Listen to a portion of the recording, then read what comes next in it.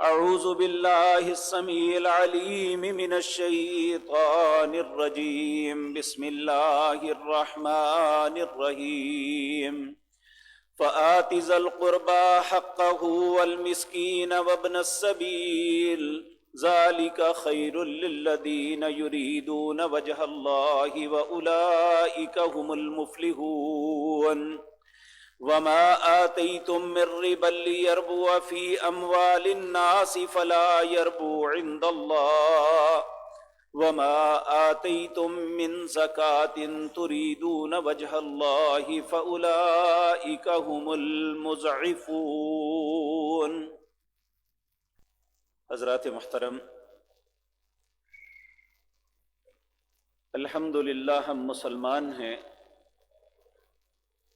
ایک انسان جب مسلمان یا اسلام کا دعویٰ کرتا ہے، ہم یہ بات عموماً اپنی زبان سے کہتے بھی ہیں اور سنتے بھی ہیں کہ فلاں انسان دائرہ اسلام کے اندر داخل ہو گیا۔ کوئی بھی انسان جب اسلام کے اندر داخل ہوتا ہے تو اس پہ کچھ فرائض عائد ہو جاتے ہیں۔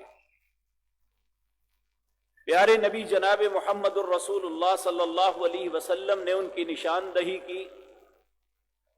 سیدنا عبداللہ بن عمر رضی اللہ تعالی عنہ اس حدیث کے راوی ہیں، صحیح بخاری مسلم میں یہ روایت آتی ہے۔ نبی کریم صلی اللہ علیہ وسلم نے ارشاد فرمایا، صرف زبان سے کلمہ کہہ لینے کا نام اسلام نہیں۔ بنی الاسلام علی خمس، اسلام 5 چیزوں سے بنتا ہے۔ جب انسان کی زندگی میں یہ 5 چیزیں آ جائیں تو وہ اپنے آپ کو مسلمان کہلانے کا حقدار ہے۔ اگر وہ ان 5 میں سے کسی کا انکار کرتا ہے تو نہ اللہ نہ اس کے رسول اس کے اسلام کو تسلیم نہیں فرماتے۔ وہ 5 چیزیں کیا ہیں؟ آپ کے سامنے بارہا مرتبہ یہ حدیث عرض کر چکا۔ ہر مسلمان نوجوان کو، ہر مسلمان بزرگ کو، بچے کو، ماں بیٹی بہن کو یہ بات یاد رکھ لینی چاہیے، اپنے دل کے اوپر لکھ لینی چاہیے کہ اسلام صرف زبانی کلامی باتوں کا نام نہیں ہے۔ اسلام ایک عملی زندگی کا نام ہے۔ ان میں سب سے پہلی بات شہادت اللہ الہ الا اللہ وان محمد الرسول اللہ۔ انسان اس بات کی شہادت دے کہ اللہ کے علاوہ میرا کوئی الہ نہیں ہے، کوئی حاجت روا، کوئی مشکل کشا نہیں، صرف اور صرف اللہ کی ذات، اور میرے رہبر، میرے رہنما صرف اور صرف جناب محمد الرسول اللہ کی ذات ہے۔ آپ میری 1000 باتوں کا انکار کر دے، آپ کے ایمان پہ کوئی فرق نہیں آئے گا۔ آپ دنیا کے کسی بھی انسان کی بات کا انکار کر دے، آپ کو اللہ نہیں پوچھے گا تو نے کیوں انکار کیا۔ لیکن ہم میں سے کوئی شخص پیارے نبی جناب محمد الرسول اللہ کی بات کا انکار کرے گا تو وہ مسلمان نہیں رہے گا، اس کے اوپر کفر لازم آ جائے گا۔ تو سب سے پہلی بات شہادت اللہ الہ الا اللہ وان محمد الرسول اللہ صلی اللہ علیہ وسلم۔ دوسرا فریضہ ہم پہ یہ عائد ہوتا ہے وہ اقام الصلاۃ، نماز کو قائم کرنا ہے۔ اس کا تعلق حقوق اللہ سے ہے کہ انسان، اللہ کا حق ہے انسان پہ کہ وہ اس کی عبادت کرے۔ اسی طرح رمضان کا روزہ ہے، الصوم لی، اللہ کہتا ہے یہ بھی میرے لیے رکھا اس نے، وَأَنَا أَجْزِي بھی، اس کا اجر بھی میں دوں گا۔ اسی طرح حج ہے، یہ بھی انسان اپنے آپ کو جہنم سے چھڑانے کے لیے اور اللہ کی رضا کے لیے کرتا ہے۔ ان میں 5واں عمل وہ ہے جو حقوق العباد کے لیے ہے۔ اس کا تعلق انسان کام اللہ کی رضا کے لیے کرے، فائدہ اس کا لوگوں کو ہوگا۔ اس طرح یہ بات ذہن میں رکھیں، آج جس طرح بھی جس حالات میں زندگی میں اور آپ بسر کر رہے ہیں، اس میں ہمارا کمال کوئی نہیں ہے. اگر کسی کو فضیلت ہے تو یہ اس کا اپنا کمال نہیں، اس کی تعلیم کی وجہ سے، اس کے خاندان کی، اس کی راز کی وجہ سے نہیں ہے. اگر کوئی شخص اس کے پاس یہ سب کچھ نہیں، محروم ہے، تو یہ اس کی نالائقی نہیں ہے، یہ اللہ کی تقسیم ہے. میں نے جو آیت آپ کے سامنے آغاز میں پڑھی، یہ سورۃ روم ہے، اس کی آیت نمبر 38 اور 39.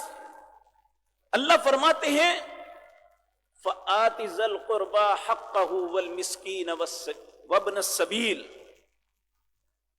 اس سے پہلے ایک اور بات کی وضاحت عرض کر دوں کہ یہ معاشرے کے اندر جو اتار چڑھاؤ ہے، جو انسان کے ساتھ معاملہ ہوتا ہے، اس کا سبب اللہ رب العزت فرماتے ہیں سورۃ زخرف آیت نمبر 32 25واں پارہ.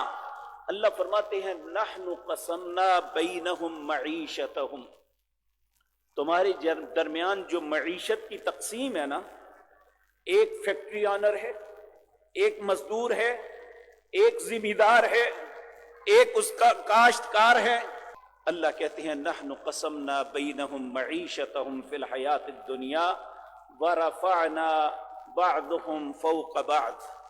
میں نے بعض کو بعض پہ فوقیت دی ہے. یہ میری مرضی پہ منحصر ہے کہ میں کس کو دیتا ہوں. یہ کیوں کرتا ہوں؟ لیتخذ بعضهم بعضا سخریا، تاکہ بعض لوگوں کو متحد بنا کے کام لے سکوں. اگر میں چاہتا تو دنیا میں سب کو برابر کر دیتا، لیکن یہ نظام کائنات نہیں چل سکتا تھا. اب کسی کو مالدار بنا کے، کسی کو غریب بنا کے، کسی کو طاقتور بنا کے، کسی کو کمزور بنا کے، اللہ کا مقصد اس کائنات کے نظام کو چلانا تھا. وہ چلا رہا ہے. اور یہ بات بھی ذہن میں رکھیں کہ یہ جو سیاستدان، دنیا کے بعض لیڈر یہ جو بات کرتے ہیں، یہ بہت بڑا جھوٹ ہے کہ امیر امیر تر، غریب غریب تر. یہ اسلامی معاشرے کے اندر ایسا نہیں ہوتا. یہ اس نظام کے اندر ہوتا ہے جو اشتراکی نظام ہے، جہاں غریب کی باز پرس کرنے والا کوئی نہیں ہے، اور امیر اپنے مال کی بنیاد پہ لوگوں کا خون چوستا ہے. اسلامی نظام کے اندر ایسا نہیں. اسلام نے تو ایک نظام دیا ہے معاشی، جسے صدقات کا نظام کہتے ہیں. صدقہ کہتے ہیں کسی کے ساتھ خیر خواہی کرنا، بھلائی کرنا. اور جو میں آغاز میں آیت پڑھی، اللہ رب العزت ہر اس شخص کو جسے اللہ نے مال سے نوازا، جسے قوت و طاقت سے نوازا، جسے اللہ نے منصب سے نوازا، اسے حکم دے رہا ہے. کس بات کا؟ فآت ذی القربی. اپنے قریبی رشتہ داروں کا حق پہچانو. اگر اللہ نے تمہیں دیا ہے، انہیں محروم کیا ہے. اگر اللہ نے کسی کو مال دیا ہے تو اس کی آزمائش سخت ہے. اگر کسی کو محروم رکھا ہے تو اس کی آزمائش اتنی بڑی نہیں ہے. سیدنا عبد الرحمن بن عوف یہ ایک بڑے لینڈ لارڈ آدمی تھے. حضرت عمر رضی اللہ تعالیٰ عنہ نے ایک مرتبہ اسی طرح کی ایک بات کی. جب آپ نے فرمایا تو کہتے ہیں یہ کس طرح ہوا جی؟ آپ نے فرمایا تمہیں ابھی بتاتا ہوں. ایک غریب آدمی کو بلایا، اسے ایک اونچے تھڑے پہ کھڑا کیا، اسے کہا تیری کتنی پراپرٹی ہے؟ کہنے لگا کوئی نہیں. تیرے پاس بینک بیلنس یا جو اثاثے جمع ہیں وہ کتنے ہیں؟ کہنے لگا کوئی نہیں. کہتے ہیں کس طرح زندگی بسر کرتا ہے؟ کہا صبح کماتا ہوں، رات کو کھا لیتا ہوں. اب انہیں کہا نیچے اتر جاؤ. کہا اس کا حساب تو صرف اتنا ہے کہ اس نے کہا میرے پاس کچھ بھی نہیں، پوچھنا کیا ہے؟ اسی طرح حضرت عبد الرحمن کو کھڑا کیا. حالانکہ یہ وہ شخصیت تھے کہ جن کا ایک پائی بھی حرام کا نہیں تھا، لیکن آج کے اعتبار سے اس زمانے میں یہ 54 کروڑ کے اثاثوں کے مالک تھے. انہیں کہا آپ کی کتنی پراپرٹی ہیں؟ آپ نے گنوانی شروع کر دی. آپ کے پاس نقد کتنے اثاثے ہیں؟ وہ گنوانے شروع کر دے. آپ کے پاس سواریاں کتنی ہیں؟ وہ گنانی شروع کر دی. یعنی ایک لمبا عرصہ اپنی چیزوں کو گنواتے ہوئے لگ گیا تو کہا یہی معاملہ ہے تمہارا اور اس کا، تم اللہ کی عدالت میں اپنے ہر معاملے کا جواب دینا پڑے گا، اور وہ جلدی جلدی فارغ ہو کے کھڑا ہو جائے گا۔ اس لیے جو انسان جسے مال دیا ہے اس کی آزمائش زیادہ بڑی ہے، لیکن اگر وہ دنیا کے اندر اس آزمائش پہ پورا اترتا ہے، اس مال کا حق ادا کرتا ہے، جن باتوں کا حکم اللہ نے مال کے متعلق دیا ہے وہ اس کو پورا کرتا ہے، تو وہ اس سے بہت بہتر ہے۔ نبی کریم صلی اللہ علیہ وسلم کے پاس غربا کی ایک جماعت آئی، آ کے انہوں نے عرض کیا یا رسول اللہ ہم بہت دکھی ہیں صلی اللہ علیہ وسلم۔ کہا کیا ہوا ہے؟ کہنے لگے ہم بھی نماز پڑھتے ہیں، ہمارے یہ امیر بھائی بھی پڑھتے ہیں، ہم بھی روزہ رکھتے ہیں، وہ بھی روزہ رکھتے ہیں، لیکن وہ خرچ کرتے ہیں ہم خرچ نہیں کر سکتے۔ نبی کریم نے فرمایا میں تمہیں ایک ایسا عمل بتاتا ہوں تمہیں ان کے خرچ کرنے سے زیادہ اللہ اجر عطا فرما دیں گے۔ انہوں نے کہا اس سے بہتر کیا بات ہو سکتی ہے؟ آپ نے فرمایا تم نماز کے بعد 33 مرتبہ سبحان اللہ، 33 مرتبہ الحمدللہ، 34 مرتبہ اللہ اکبر پڑھو، ان کے خرچ کرنے سے زیادہ اللہ تمہیں ثواب دے دیں گے۔ اب انہوں نے یہ کرنا شروع کر دیا۔ جب کیا تو امیر لوگ وہاں یہ بات یاد رکھیں، ہمیں جب اللہ وسعت دیتا ہے ہم لاپرواہ ہو جاتے ہیں، لیکن صحابہ کی زندگی میں ہم دیکھتے ہیں جیسے جیسے کسی کو وسعت ملتی اتنا وہ محتاط ہوتا جاتا، اتنا وہ اللہ کا شکر ادا کرتا چلا جاتا۔ انہوں نے دیکھا کہ یہ پتہ نہیں انگلیوں پہ کیا گنتے ہیں، انہوں نے ٹو لگانی شروع کر دی۔ بالآخر پتہ چلا کہ انہوں نے رسول اللہ صلی اللہ علیہ وسلم سے پوچھا تھا کہ ان کے مقابلے میں ہم کیسے بہتر ہو سکتے ہیں، تو آپ نے یہ وظیفہ بتایا۔ اب وہ امراء بھی یہ وظیفہ کرنا شروع کر دیا۔ جب انہوں نے یہ کیا تو غریب پھر نبی کریم کے خدمت میں گئے اور جا کے عرض کی یا رسول اللہ وہ تو اب یہ سبحان اللہ الحمدللہ اللہ اکبر کا وظیفہ بھی کرنا شروع کر دیا۔ تو پھر اللہ کے نبی نے فرمایا ذالک فضل اللہ یؤتی من یشاء، یہ اللہ کا فضل ہے جسے بھی عطا کر دے۔ ایک عرب عالم دین نے بڑا خوبصورت شعر کہا ہے، کہتا ہے ما احسن الدین والدنیا اذا اجتمعا، اس سے خوش نصیب انسان کوئی نہیں ہے جسے اللہ دنیا کی نعمتوں سے بھی نوازتا ہے اور اسے دین کی نعمت بھی دیتا ہے، یعنی وہ اس کے حق بھی پہچانتا ہے، اللہ کا حق بھی پہچانتا ہے، لوگوں کے حق بھی پہچانتا ہے۔ اور اس آیت میں جو سورت روم کی آیت نمبر 38 اور 39 ہے، اللہ حکم دے رہے ہیں فآتی ذی القربی، لوگوں قریبیوں کا حق پہچانو، حق کہو، ان کا حق ہے، یہ نہیں کہ ان پہ احسان کرنا ہے، ان کا حق ہے۔ والمسکین، مسکین کا بھی حق ہے، وابن السبیل، مسافر کا بھی حق ہے۔ ذالک خیر للذین یریدون وجہ اللہ، جو شخص یہ بات چاہتا ہے کہ اس کا رب اس پہ راضی ہو جائے، اسے چاہیے کہ اس حق کو پہچانے، یعنی حقوق العباد کے معاملے میں محتاط ہو جائے، جن لوگوں کا حق ہے ان پر ان کا حق ادا کرے۔ اور پھر فرمایا جو شخص اپنے مال کا حق ادا کرتا ہے اولئک هم المفلحون، یہ کامیاب ہو گیا۔ اور ایک وہ لوگ ہیں جو اپنے مال سے دوسروں کے کھال کھینچتے ہیں، سود کا معاملہ کرتے ہیں، احساس نہیں ہوتا، صرف یہ سوچ ہے کہ میرا بڑھنا چاہیے، سارے لوگ مر جائیں میری طرف سے۔ یہ اشتراکی سودی نظام، یہ شیطان کا نظام ہے۔ اللہ رب العزت فرماتے ہیں وَمَا آتَيْتُم مِّن رِّبًا لِّيَرْبُوَ فِي أَمْوَالِ النَّاسِ، تم سود کے لیے جو مال انویسٹ کرتے ہو کہ ہمارا بال بڑھ جائے، فَلَا يَرْبُو عِندَ اللَّهِ، یاد رکھو اللہ کے نزدیک کبھی نہیں یہ بڑھ سکتا۔ وَمَا آتَيْتُم مِّن زَكَاةٍ تُرِيدُونَ وَجْهَ اللَّهِ، اگر تم اپنے مال میں سے زکوٰۃ یعنی غرباء کا حق دو گے تو فَأُولَئِكَ هُمُ الْمُضْعَفُونَ، اللہ تم سے وعدہ کرتا ہے کہ تمہارا مال وہ بڑھائے گا۔ اب سوال یہ پیدا ہوتا ہے، ریاضی کا اصول یہ ہے کہ اگر 100 میں سے ہم 2.5 روپے دے دیتے ہیں تو یہ تو 97.5 رہ گئے، بڑے کیسے؟ اللہ اس کی مثال دیتا ہے، اللہ کہتے ہیں مثل الذین ينفقون اموالهم فی سبیل اللہ कमसल हब्बतिन अंबतत सबअ सनाबिल फी कुल्लि सुंबुलतिन मिअतु हब्बा वल्लाहु युज़ाइफु लिमन यशाअ वल्लाहु वासिउन अलीम। लोगों, अल्लाह के रास्ते में जो खर्च करते हो ना, उसकी मिसाल इस तरह है, कमसल हब्बा, जिस तरह एक दाना, अंबतत, उसे काश्तकार जमीन में बोता है, हल चलाता है, पानी लगाता है, वो उसके अंदर फट जाता है। इन्नल्लाह फालिकुल हब्बि वन नवा, अल्लाह वो जात पाक है जो उस दाने को फाड़ देती है और उससे पौधा निकालती है। जमीन की सख्तियों को चीर के वो मासूम सा पौधा बाहर निकलता है। अल्लाह कहते हैं इसे मैं निकालता हूं। इन्नल्लाह फालिकुल हब्बि वन नवा, मैं निकालता हूं।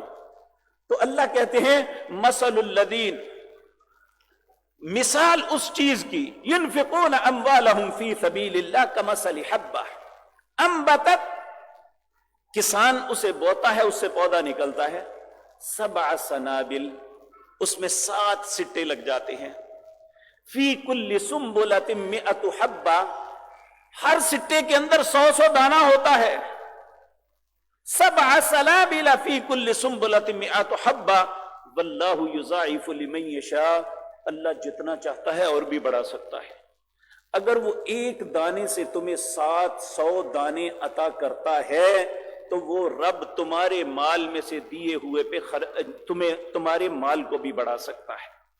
और यकीन जानिए कि जो लोग अल्लाह के इस हक को पहचानते हैं, इस फरीजे को अपने जिंदगी में अदा करते हैं, 2 नेमतें उन्हें मिलती हैं। पहली नेमत, मन ज़ल्लज़ी युक़रिज़ुल्लाह क़र्ज़न हसना, अल्लाह कहते हैं ये तुमने ऐसे है जैसे मुझे कर्ज दिया और मैं इस कर्ज को बढ़ा के वापस करूंगा तुम्हें। मैं तुम्हारा रब नहीं कि तुमने जो कर्ज मुझे दिया है। मन ज़ल्लज़ी युक़रिज़ुल्लाह क़र्ज़न हसना फ़युज़ाइफ़हु, मैं उसको बढ़ा के वापस करूंगा। और आप कभी भी जो ज़कात को अदा करता है, अल्लाह के इस हुक्म की तामील खुशदिली से करता है, उसका माल हमेशा बढ़ता रहता है। इंसान सोचे अगर मैं न करूं तो क्या होगा। मेरे भाइयों, ये बड़ी खौफनाक बात है। अल्लाह रब्बुल इज्जत हम सब की हिफाजत फरमाए। कहा वल्लदीन यकनिज़ून अज़्ज़हब वल फिद्दा, जो लोग सोने और चांदी को इकट्ठा करते हैं, वला युनफिकून फी सबीलिल्लाह, जो अल्लाह ने हक रखा है वो उसमें खर्च नहीं करते, फबश्शिरहुम, अल्लाह कहते हैं मेरे दिए हुए माल पे इस तरह करते हो, मेरे साथ मजाक करते हो, अब मेरी भी मजाक सुन लो। फबश्शिरहुम, इन्हें खुशखबरी दे दो, किस बात की? अज़ाबुन अलीम, दर्दनाक अजाब की। यौम युहमा अलैहा फी नारी जहन्नम फतुक्वा बिहा जिबाहुहुम व जुनूबुहुम व ज़ुहूरुहुम, यही माल जिसका हक अदा नहीं करेंगे, क़यामत के दिन अल्लाह इन्हें तख्तियों की शक्ल में बनाएगा, फिर जहन्नम में उन्हें सुलगाएगा, गर्म करेगा।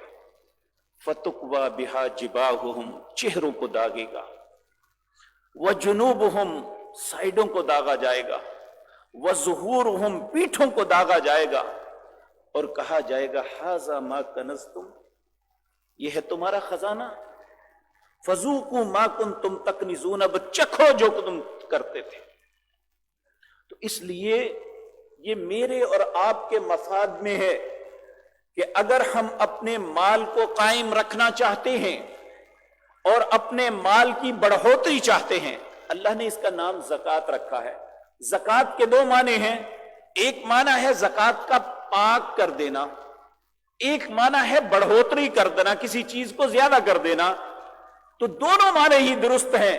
एक ये कि जब इंसान करीम सल्लल्लाहु अलैहि वसल्लम ने फरमाया जो रिज़्क़ के हराम से कमा के खर्च करता है, अल्लाह माल उससे ले लेता है, लेकिन ना उसका वबाल उससे टलता है और ना उसका अजर उसे मिलेगा।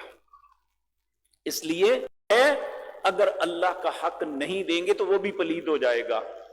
उसको पाक रखने का जरिया यह है कि हम अल्लाह का हक दें। अब हमारा पैसा हमेशा सर्कल में रहता है, कुछ हमें नफा 11 مہینے پہلے آتا ہے، کچھ 1 مہینہ پہلے۔ اس لیے ہمیں ایک دن مقرر کر لینا چاہیے سال میں، اس وقت ہم اپنے اثاثوں کو گن لیں، جو اثاثے ہمارے اس دن ہوں گے اس کے مطابق زکوٰۃ دے دیں۔ زکوٰۃ آپ سال میں کسی بھی وقت دے سکتے ہیں، لیکن بہترین صدقہ وہ رمضان المبارک میں ہے، اللہ اس کا اجر کئی گنا زیادہ کر دیتا ہے۔ اسی لیے مسلمان عمومی طور پہ زکوٰۃ جو ہے اپنی، یہ رمضان المبارک میں دیتے ہیں۔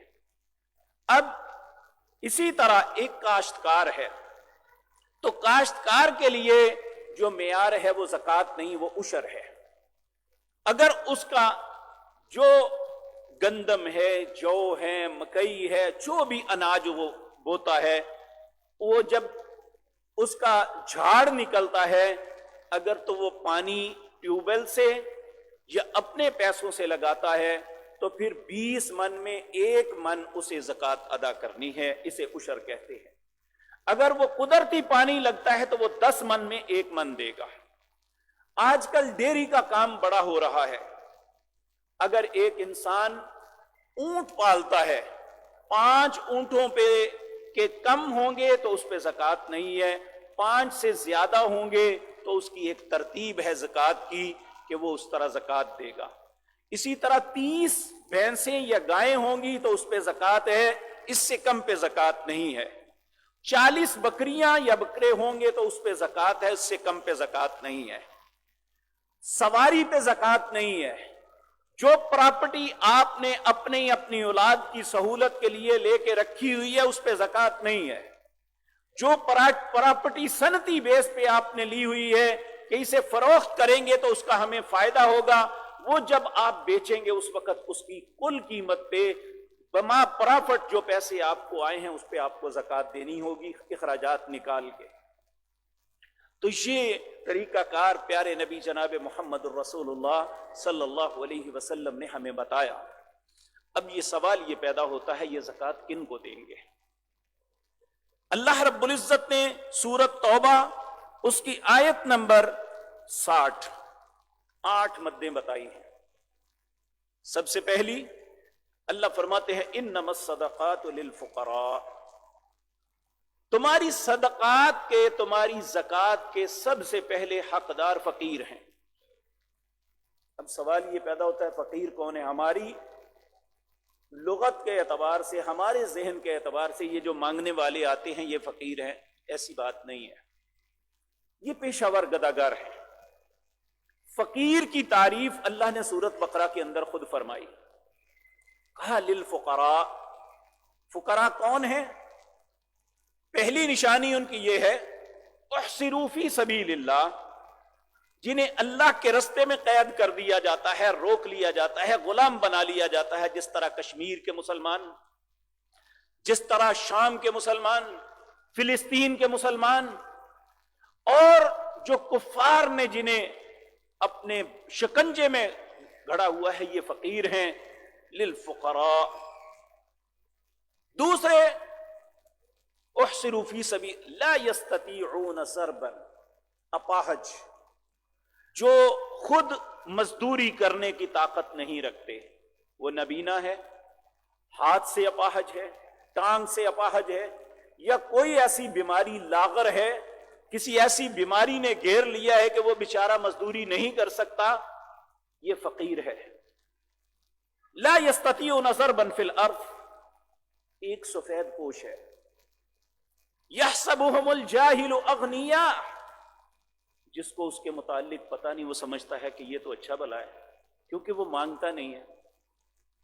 لا یسألون الناس الحافا، سب سے بڑی فقیر کی نشانی اللہ نے یہ بتائی، وہ کبھی چمٹ کے نہیں مانگے گا۔ جو شخص چمٹ کے مانگتا ہے، پیچھے پڑ جاتا ہے، وہ فقیر نہیں، وہ پیشہ ور گداگر ہے۔ حضرت عمر رضی اللہ تعالیٰ عنہ ایک دن مال غنیمت، جو صدقے کے اونٹ تھے ان کا چارہ نہیں تھا، آپ نے ایک فقیر کو دیکھا، اس نے اپنی کندھے کے اوپر آٹے کے بہت بڑا ایک گٹھڑی لادی ہوئی تھی، آپ نے فرمایا اسے پکڑو، اس کا آٹا لے کے پانی میں گھول کے اونٹوں کو پلا دو۔ کہا یہ فقیر آدمی ہے، کہا نہیں یہ گداگر ہے، پیشہ ور ہے، تم اس سے لے لو، یہ پھر جا کے مانگ لے گا۔ اور حقیقت بات یہ ہے، کبھی ان کی جھونپڑیوں میں جا کے دیکھیں، یہ فقط عیاشی کے لیے یہ سب کچھ کرتے ہیں، العیاذ باللہ۔ اگر کوئی سب سے پہلے آپ نے دیکھنا ہے اپنے رشتہ داروں میں، اپنے عزیز و اقارب میں۔ یاد رکھیں، ہمارے ذہن میں ایک تصور ہے، اکثر لوگ اس کا سوال کرتے ہیں، کیا بھائی کو زکوٰۃ دی جا سکتی ہے؟ بہن کو زکوٰۃ دی جا سکتی ہے؟ صرف ماں باپ کو زکوٰۃ نہیں دی جا سکتی، ان کا حق ہے، ہمیں ہر صورت ان کا حق ادا کرنا ہے۔ اگر اولاد میں بھی کوئی بیٹی یا بیٹا ہماری کفالت سے نکل گیا ہے، وہ اپنا کرتا ہے لیکن اس بیچارے کی پوری نہیں پڑتی، تو اس کا بھی حق ہے۔ یاد رکھیں، جو شخص اپنی زکوٰۃ اپنے خون کے رشتہ داروں کو دیتا ہے، اور ایک وہ شخص جو اپنی زکوٰۃ غیروں کو دیتا ہے، دونوں میں فرق کیا ہے؟ جو اپنوں کو دی اس کے 2 اجر ہیں، ایک اس نے صلہ رحمی اپنے رشتہ داروں سے کی، اور دوسری اس نے اللہ کا حق دیا، 2 اجر ملیں گے، اور اگر عام آدمی کو دیتا ہے تو 1 اجر ملے گا۔ تو اس لیے میرے عزیز بھائیوں، ہمیں سب سے پہلے کوشش کرنی چاہیے اپنے عزیز و اقارب میں دیکھیں، دوسرا اپنے پڑوس میں دیکھیں کہ ممکن ہے اس کا گھر تو اپنا ہے، وہ اپنے گھر میں رہتا ہے، کیا وہ سحری افطاری بھی کر سکتا ہے؟ کیا اس کے بچے ناشتہ دودھ پی سکتے ہیں؟ ہمیں دیکھنا چاہیے۔ نبی کریم صلی اللہ علیہ وسلم نے فرمایا، جب اپنے گھر میں اچھی ہنڈیا بناؤ تو اس کا شوربہ لمبا کر لو، اپنے پڑوسی کو بھی دو۔ ایک دن حضرت عبد الرحمن بن عوف گوشت کا ایک ٹکڑا قصاب سے لے کر ایسے ہی آ رہے تھے، تو حضرت عمر نے چھین لیا، کہنے لگے کہ غربا کو ترساتے ہو، اسے لپیٹ کے لاؤ کہ وہ دیکھیں گے، وہ کیا سوچیں گے کہ ہمارے بچوں کے لیے نہیں ہے اور ان کے لیے ہے۔ اس لیے ہمیں ایسا کام کرنا چاہیے جس سے انسانیت تڑپے نہ، بلکہ انسانیت کی بھلائی ہو۔ زکوٰۃ کا نظام اللہ نے بنایا ہی اس لیے ہے کہ اس سے غریب کا حق اس کے گھر تک پہنچے۔ نبی کریم کی خدمت میں ایک شخص آیا، اس نے آ کے سوال کیا، یا رسول اللہ کچھ عطا کیجئے۔ آپ نے فرمایا بیٹھ جاؤ، اس معاملے میں اللہ نے نہ میری مانی ہے نہ کسی اور رسول کی، اللہ نے مدیں خود مقرر کی ہیں، اگر تمہارا حق بنتا ہوگا تو ضرور دوں گا، لیکن اگر نہیں حق بنتا تو میں نہیں دوں گا۔ کیونکہ اس زکوٰۃ کو اس طرح لٹا دینا یہ بھی بات نہیں ہے، ہمیں حقدار کو ڈھونڈنا چاہیے کہ کون اس کا حقدار ہے اور اسے عطا کرنا چاہیے۔ جس طرح نماز کے لیے ہم بڑے اہتمام کرتے ہیں کہ میری نماز ضائع نہ ہو جائے، میرا حج ضائع نہ ہو جائے، میرا روزہ نہ ضائع ہو جائے، اسی طرح زکوٰۃ کی ایک عبادت ہے، ہمیں اس معاملے میں احتیاط کرنی چاہیے کہ جس کا حق ہے اس تک پہنچنا چاہیے۔ اللہ ہمیں ایسی ہی توفیق عطا فرمائے۔ دوسرا ہے والمساکین، مسکین اس شخص کو کہتے ہیں جو مزدوری کرتا ہے، مزدوری کرنے کے باوجود اس کے پاس اتنی اجرت نہیں ہوتی کہ وہ اپنے گھر والوں کی اچھے طریقے سے کفالت کر سکے۔ اللہ رب العزت کو ایسے انسان پہ بڑا ہی رحم آتا ہے کہ جو محنت بھی کرتا ہے، مانگتا نہیں ہے، لیکن اس بیچارے کے گھر کی کفالت پوری نہیں ہو سکتی۔ ہم نے اچھا طریقہ جی، اگر اس کے گھر کی کفالت نہیں ہوتی تو وہ اولاد ہی نہ پیدا کرے۔ ممکن ہے آنے والی اولاد اس کی قسمت کو بدل دے۔ ہم اللہ کے حکم کو ماننے کے بجائے ہم اپنی جو ہے راکٹ سائنس نکالتے ہیں، جس طرح کر لیں، وسائل کو کھا رہی ہے یہ دنیا۔ یاد رکھیں، ذمہ دار لوگ جو ہیں، جو پرانے ذمہ دار ہیں، انہیں پوچھ کے دیکھ لیں، جب ہم چھوٹے تھے تو ہماری زمینوں سے 10 سے 15 من گندم 1 ایکڑ کی آتی تھی، لیکن آج 70 من اوسطن گندم ہے۔ آبادی اتنی نہیں بڑھی، لیکن تنگی کیوں ہے؟ ہماری خود غرضی کی وجہ سے، ہمارے اللہ کے احکامات کو تسلیم نہ کرنے کی وجہ سے۔ آپ سب لوگ جانتے ہیں کہ اس وقت ہماری بنیادی غذا جو ہے گندم ہے۔ یہ گندم کا موسم ہے، گندم پہ پھل لگ چکا ہے، اس کے سٹے میں دانہ ہو چکا ہے۔ اب پہلے بارش نہیں ہوئی، اب بارشیں ہو رہی ہیں۔ اللہ نہ کرے اگر یہ مسلسل ہوتی رہی تو یہ دانہ بنا کے دکھا کے اللہ نے ہم سے چھین لینا ہے۔ اس لیے ہمیں ایسے وقت کے لیے اللہ سے توبہ کرنی چاہیے، زوال نعمت سے اللہ کی پناہ طلب کرنی چاہیے۔ اے اللہ، نعمت کو اپنی آنکھوں سے دیکھ لیا ہے، ہر کسان لہلاتے ہوئے کھیتوں کو دیکھ دیکھ کے خوش ہو رہا ہے، لیکن اللہ نہ کرے اگر تیز آندھی آ گئی یا بارش نے اسے لٹا دیا تو ایک دانہ بھی ہمارے کام کا نہیں رہے گا۔ اس لیے ہمیں اللہ سے دعا کرنی چاہیے، اللہم انی اعوذ بک من زوال نعمتک، اے اللہ جو نعمتیں تو نے ہمیں عطا کی ہیں ان پہ کبھی زوال نہ آئے، وتحول عافیتک، جو صحت اور تندرستی دی ہے یہ کبھی بیماری میں نہ بدلے، وفجاءت نقمتک، اچانک کوئی ہم پہ آفت آ جائے اس بات سے تیری پناہ چاہتے ہیں، وجمیع سخطک وغضبک یا ارحم الراحمین، اللہ تیرے ہر قسم کے غصے اور ناراضگی سے تیری پناہ چاہتے ہیں۔ تو میرے عزیز بھائیو، دوسری مد ہے مسکین۔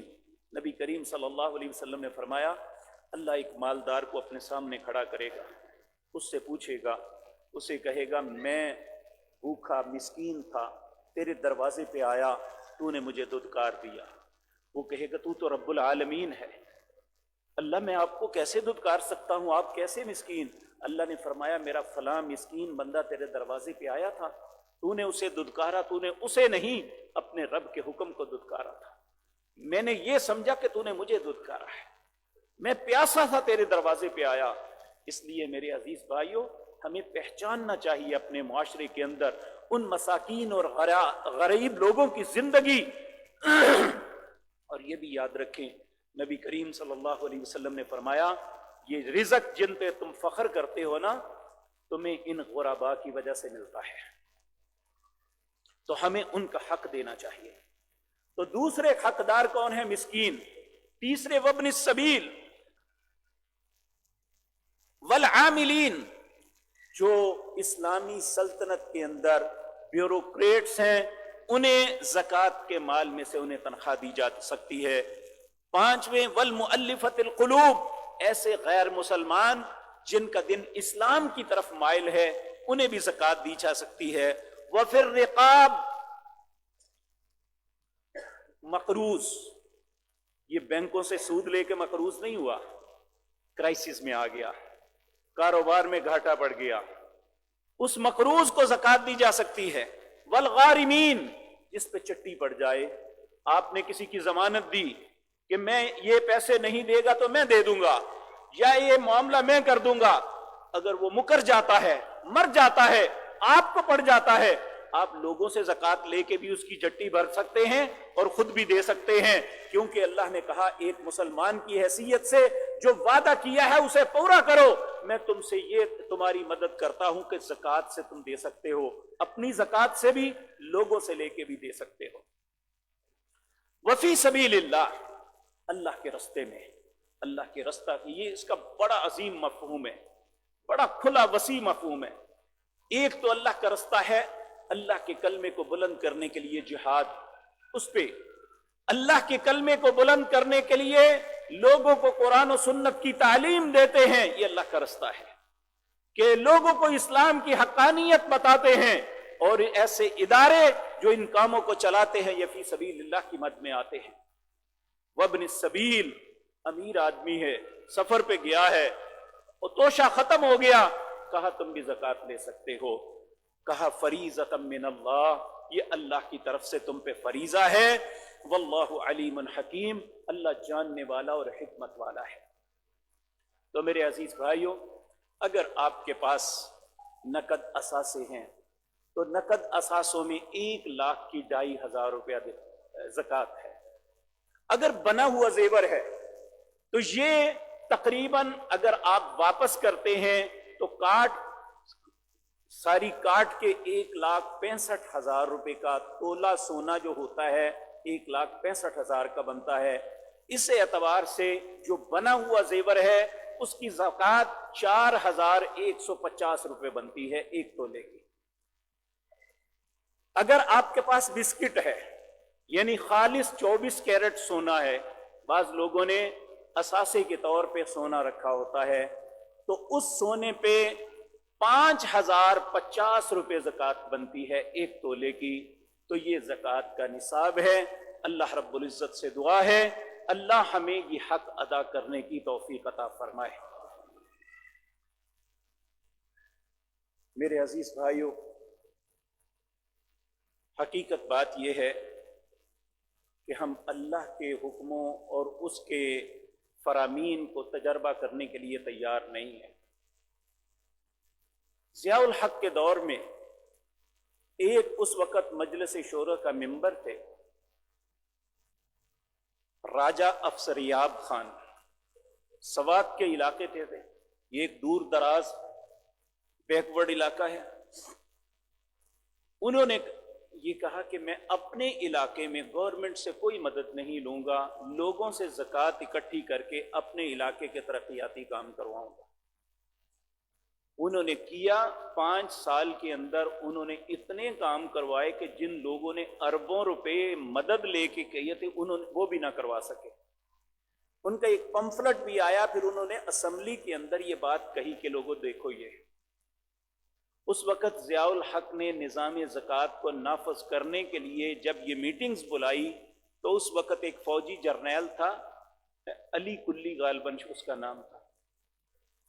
उसने कहा कि हम ज़कातों के माल खाएंगे, सूद का खा लें तो ये हमें मंजूर है, ज़कात का माल अगर लेंगे तो ये हमारे लिए हराम है। अल्लाह हम पे रहम फरमाए। आज मुल्क जिस नहज पे पहुंचा हुआ है ये सूद की वजह से है। मैंने जो आयत आपके सामने पढ़ी, अल्लाह ने कहा कि ये जो तुम सूद के ऊपर काम करते हो ना, समझते हो कि ये हमारा बढ़ रहा है, अल्लाह के नजदीक बढ़ नहीं रहा। मेरे भाइयों, मैं नाम नहीं लूंगा, हमारे शहर में बहुत से ऐसे फैक्ट्री ऑनर थे जिनकी फैक्ट्रियों पे आज आबादियां बन गई हैं।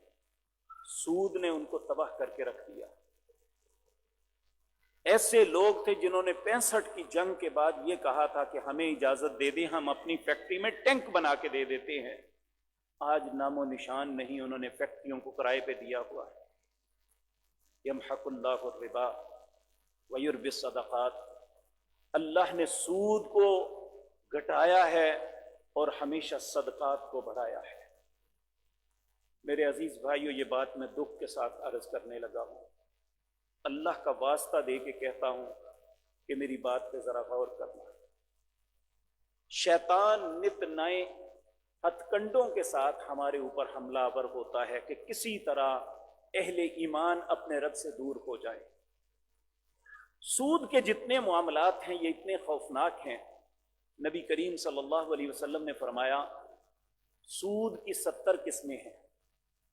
सबसे कमतर किस्म जो है उसका इतना बड़ा गुनाह है कि कोई बदबख्त अपनी मां के साथ ज़ना करे, इतना बड़ा गुनाह है। हम किस्तों पे कितनी चीजें लेते हैं, जरा अपने अपने दिल से पूछें। ये सारा सूद है। सूद पे सारा कुछ दिया जाता है, चाहे वो बैंक देते हैं या प्राइवेट सतह पे कर रहे हैं। कोई मोटरसाइकिल दे रहा है या मोबाइल दे रहा है, ये सूद दे भी रहे हैं, सूद ले भी रहे हैं, और सारा कुछ होने के बावजूद बर्बाद हो गए। बहुत से मैं नाम ले सकता हूं लेकिन मैं नाम नहीं लूंगा। मैं हजारों लोगों को जानता हूं जिन्होंने ऐसे काम शुरू किए, बर्बाद हो गए। जिन्होंने लीजिंग पे गाड़ियां ली, सब कुछ बर्बाद हो गया। मेरे भाइयों, आजकल एक ऐप निकली है गलमन APIPA, इस तरह का कुछ है, मुझे सही नहीं। मैंने परसों ये पढ़ के मुझे धचका लगा कि 27 मिलियन लोग जो हैं इससे मुंसलिक हैं। 2,70,00,000 लोग जो हैं वो इस कारोबार से मुंसलिक हो गए। वो पैसे जमा करते हैं ऑनलाइन और बड़ा खुशनुमा बना के बयान कर रहे हैं। रोजाना की बुनियाद पे वो $1 सूद देते हैं, और अगर क्लाइंट और घेर के लाओगे तो तुम्हारा और नफा बढ़ जाएगा। किसी को पता है वो क्या करते हैं? किसी को पता है वो कौन लोग कर रहे हैं? अगर आज ऐप बंद हो जाए तो 2,70,00,000 लोगों के पैसे सब गए। اور اکثر ہر تیسرا نوجوان اس ایپ کے پیچھے لگا ہوا ہے۔ میں اللہ کے گھر، میرا کوئی مفاد نہیں ہے، میں ایک ہمدردی کے طور پہ، میرے نبی کا فرمان ہے الدین نصیحہ، دین خیر خواہی کا نام ہے، میں خیر خواہی سے عرض کرتا ہوں واللہ جس نے ایک لقمہ حرام کا کھایا، نہ اس کا روزہ، نہ اس کی زکوٰۃ، نہ اس کی نماز، کوئی چیز قبول نہیں ہوگی۔ اور جس شخص کو اس لائن پہ لگا دیا جائے، ہر نوجوان اس بات پہ لگا ہوا ہے، وہ روزانہ کلک کرتا ہے اور نفع حاصل کرتا ہے۔ اسلام میں مزاربت طریقہ جائز ہے، لیکن مزاربت کیا ہے کہ آپ کو پتا ہونا چاہیے کہ میں نے جس میں پیسے انویسٹ کیے ہیں وہ کیا خرید رہا ہے، کیا بیچ رہا ہے، کیا نفع ہو رہا ہے، کیا نقصان ہو رہا ہے۔ ہم سٹاک ایکسچینج میں جا کے شیئر خریدتے ہیں، لیں، لیکن دو چیزوں کا خیال رکھیں کہ جس پروڈکٹ میں میں شیئر خرید رہا ہوں وہ حلال ہے، دوسرا کہ وہ سود کا کاروبار ساتھ بینک کے تو نہیں کرتے، ان کے پیسے وہاں پہ تو نہیں لیے ہوئے، اگر نہیں تو اس کا شیئر خریدیں، اس کی پروفٹ جائز ہے، کیونکہ آپ کے سامنے گراؤنڈ میں ایسی چیز موجود ہے، یہ سیمنٹ فیکٹری ہے، ٹیکسٹائل ملز ہیں، وہ روزانہ کی بنیاد پہ نفع اناؤنس کرتے ہیں، ٹھیک ہے، لیکن اس میں تو پتہ ہی نہیں کہ یہ کیا کاروبار کر رہے ہیں۔ تو اسلام ایسے کسی کاروبار کی اجازت نہیں دیتا جو بلائنڈ ہو، جس میں انسان اندھا ہو، اسے پتہ ہی نہیں ہو کیا رہا ہے، اس بات کا نفع مجھے مل رہا ہے، اسی کا نام سود ہے۔ بہت سے بیٹے بڑی بحث کرتے ہیں، کئی دن ہو گئے بحثیں کرتے ہوئے، لیکن میں آپ کو یہ بات بتا دوں، عرب کے لوگوں نے رسول اللہ نے سے اسی بات پہ بحث کی تھی۔ انہوں نے کہا تھا انما البیع مثل الربا، یہ جو بے ہے، خرید و فروخت، یہ بھی تو کاروبار کی طرح ہے، کاروبار میں بھی پیسہ انویسٹ کر کے اس کا نفع حاصل کیا جاتا ہے، یہاں بھی پیسہ انویسٹ کر کے نفع حاصل کیا جاتا ہے۔ تو وہاں اللہ نے بحث نہیں کی تھی، وہاں اللہ نے حکم دیا وَأَحَلَّ اللَّهُ الْبَيْعَ وَحَرَّمَ الرِّبَا، سن لو، اللہ نے کاروبار، خرید و فروخت، اسے تو حلال کیا ہے، لیکن سود کے جتنے طریقے ہیں انہیں حرام کیا ہے۔ اللہ نے وہاں بحث نہیں کی تھی کہ یہ ہے یا نہیں ہے۔ بہرحال سود جو ہے، اس کی ڈیفینیشن یہ ہے کہ انسان بغیر محنت کے، بغیر نفع نقصان کے، فقط نفع کی بنیاد پہ دوسرے کو پیسے دے اور اس کا نفع حاصل کرے، تو ایسا رستہ کوئی بھی اختیار کیا جائے وہ جائز نہیں ہے۔ اسی طرح بعض لوگ کسی کو کہتے ہیں یہ میرے سے پیسے لے لو، تم جتنی پروڈکٹ بناؤ گے 5 روپے نفع پہ، 10 روپے نفع پہ، 100 روپے نفع پہ مجھے پیسے دیتے جاؤ، یہ بھی سود ہے۔ اس کی پروڈکٹ بکتی ہے نہیں، اسے نفع ہوتا ہے یا نقصان، ہمیں کوئی غرض نہیں، ہمیں اپنا پروفٹ ملنا چاہیے، اسی کا نام سود۔ تو ہمیں اپنے آپ کو سود سے بچانا چاہیے۔ میرے عزیز بھائیوں، نبی کریم 5 باتوں پہ اللہ سے التجا کرتی ہے۔ اللہم انی اعوذ بک من علم لا ينفع، اے اللہ میں تجھ سے پناہ طلب کرتا ہوں ایسے علم سے جو کوئی نفع نہ دے، ومن قلب لا یخشع، ایسے دل سے تیری پناہ چاہتا ہوں جس کے اندر تیرا ڈر نہ ہو، ومن نفس لا تشبع، ایسے جسم سے تیری پناہ چاہتا ہوں جس کی بھوک نہ مٹے،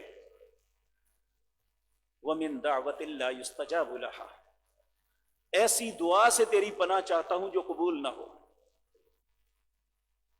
اور یہ بھی اللہ کے نبی دعا مانگتے، اللہم طہر اعیننا من الخیانہ، اے اللہ میری آنکھوں کو خیانت سے پاک کر دے، وَأَلْسِنَتَنَا مِنَ الْكَذِبِ، میری زبان کو جھوٹ سے پاک کر دے، وَقُلُوبَنَا مِنَ النِّفَاقِ، میرے دل کو نفاق سے پاک کر دے، وَأَعْمَالَنَا مِنَ الرِّيَاءِ، میرے اعمال کو ریاکاری سے پاک کر دے، وَأَمْوَالَنَا مِنَ الرِّبَا، میرے مال کو سود سے پاک کر دے۔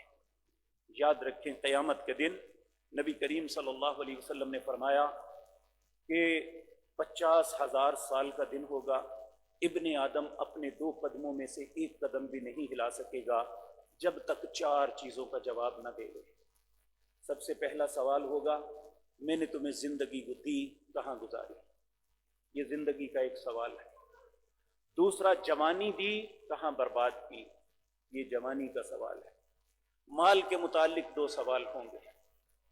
میں نے تمہیں بتا مال کمایا کہاں سے ہے؟ دوسرا سوال خرچ کہاں کیا؟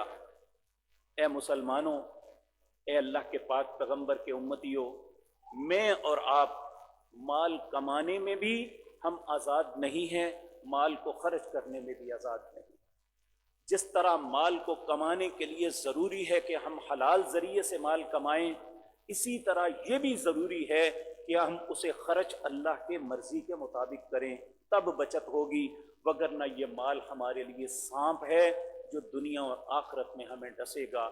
اللہ رب العزت ایسی بات سے ہم سب کی حفاظت فرمائے، اس مال کا حق ادا کرنے کی توفیق عطا فرمائے۔ اقول قولی ھذا واستغفر اللہ۔